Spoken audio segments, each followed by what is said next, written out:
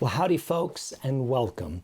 I'm Joe Scott, and I would love to teach you how to play the 5-string banjo. Typically, there are two types of banjos. There's what's known as the 4-string banjo, which is traditionally used like in Dixieland or perhaps swing music, and that's been around for a very long time. And then there's this guy. This is the 5-string banjo, and it's used in a ton of different styles of music. Most people know it as a bluegrass instrument. Folk music made popular in the early 60s and 50s by the Kingston Trio and the New Christy Minstrels.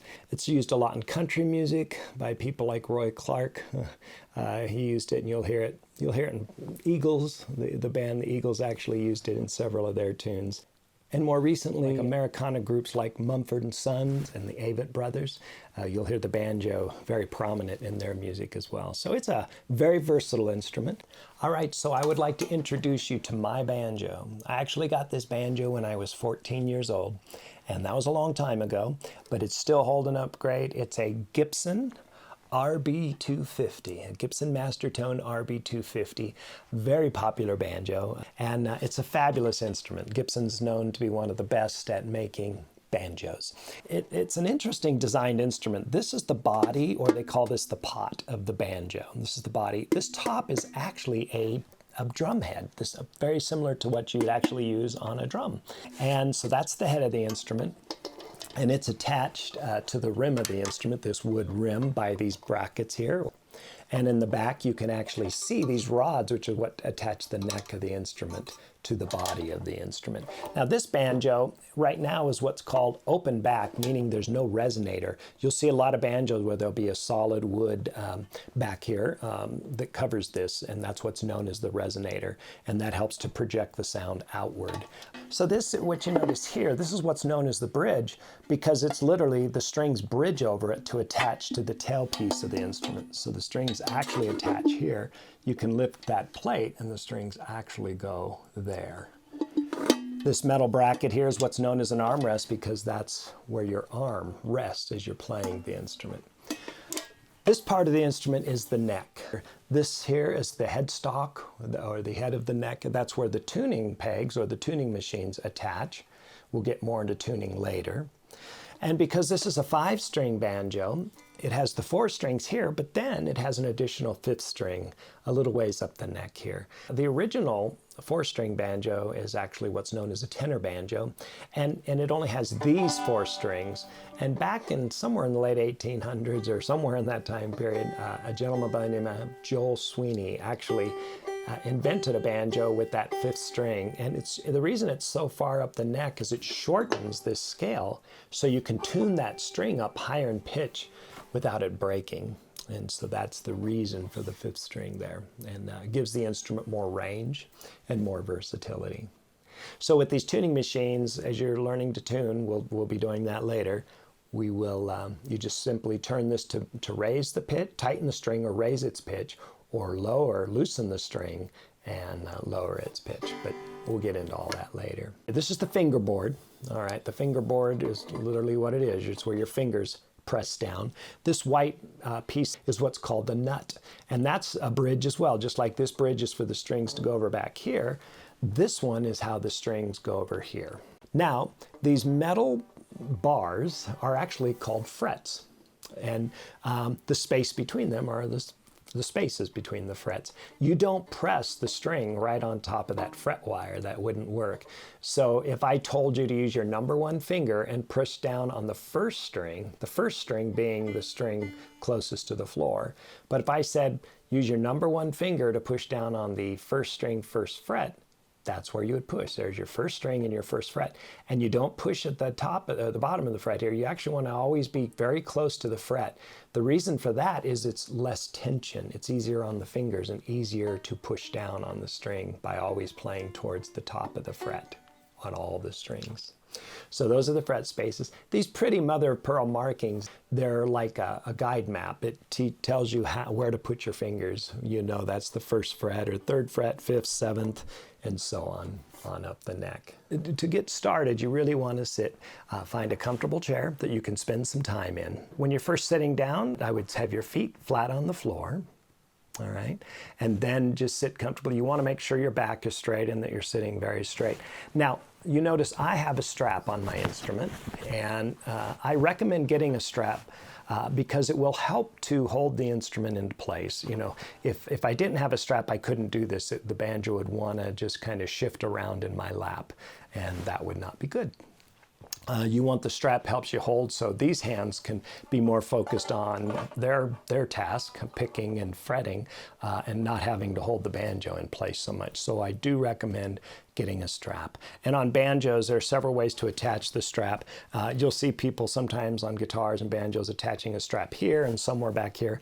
I wouldn't do that. It's hard on the neck to have that stress. I would just attach them to the brackets here on the banjo themselves. And really you can attach it anywhere that's comfortable, but just find what's comfy for you. But as you see, roughly in that, you don't want the neck flat or way down. You actually want the neck to be up at a slight angle.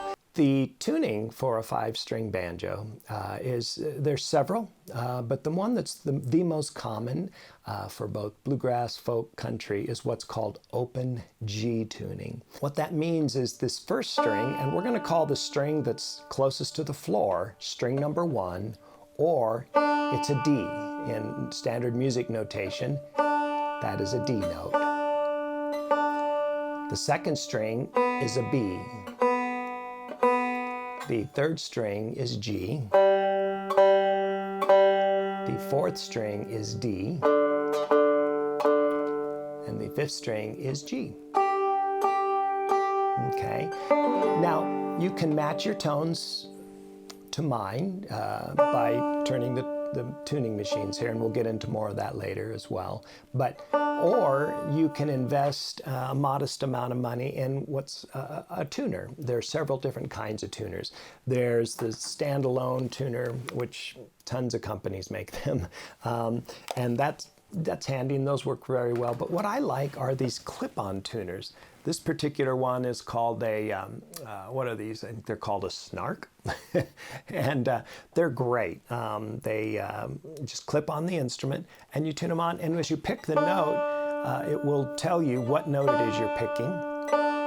And it'll tell you if you need to tighten the tension of the strings to tune it, to bring it up to pitch. Or if it's too high, that means it's sharp. Then you need to tune it down and loosen that. And again, we'll go into that in further detail. But you can go online, Amazon, Sweetwater, any number of companies, and they sell these clip-on snark tuners. They're very reasonable. I think they're anywhere from $10 to $30 anywhere in there. And they're just a fabulous tool because it's really important to keep your instrument in tune for many reasons. But the most obvious one is it'll be much more it'll sound better and it'll be more enjoyable to play. And people, your family and friends, will especially appreciate it as you're learning to play the instrument. So earlier we talked about the strap, which is very important. And as I encourage you, when you're first learning, I'd like you to sit down for a while until you start getting the hang of things, till each hand starts getting coordinated. But then you can also stand up, and the strap will work whether you can find the perfect length for whether you're sitting or standing. But in the beginning, it's going to be so new for both your hands are going to be doing, pretty intricate moves. So sitting and keeping your body and everything stable will help you to, I think, progress a little faster. And then when you're ready to jump up on stage and be a rock star, then you can use your strap and stand up.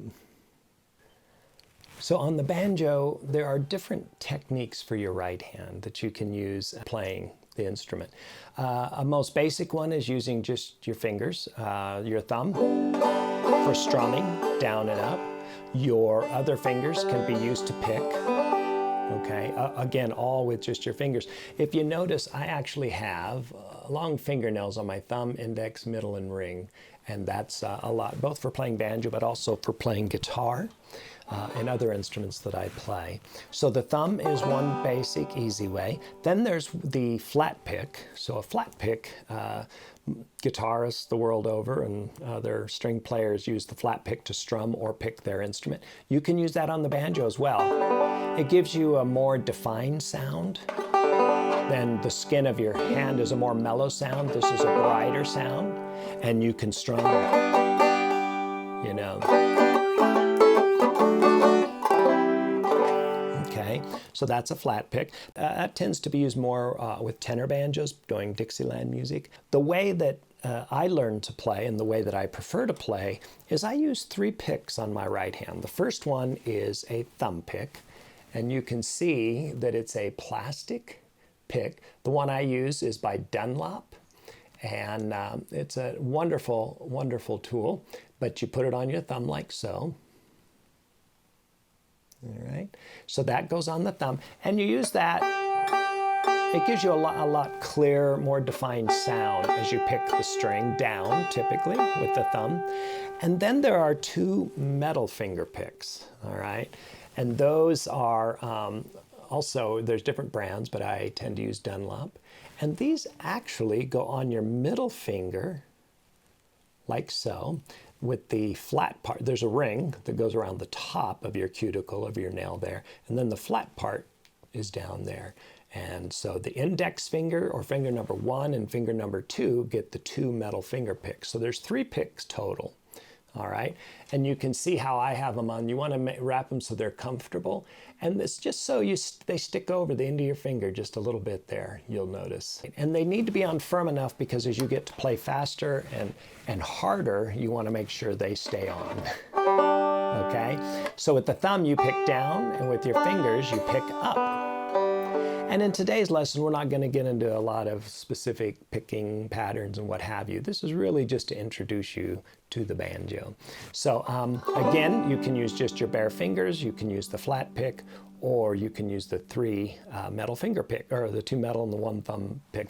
And all of your online, on Amazon or whatever music store you support, they should have these, or you can order them as well. Should be no problem to get those no matter where you live in the world.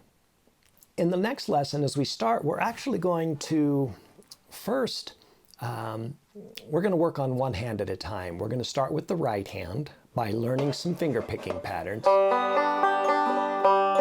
And then after a few lessons, we're going to just spend actually a couple of weeks really getting that right hand working and the fingers firing before we introduce the left hand. The left hand will become second. That's the fretting hand where we're pushing down. Unless you're playing the banjo left-handed, at which point it will go the other way, and your left hand will be the picking hand, and your right hand will be the fretting hand. But that's okay. I'm actually left-handed, but I play right-handed. It's okay, no matter what you are. So thanks so much for tuning in. Again, I'm Joe Scott. Look forward to seeing you in the next video.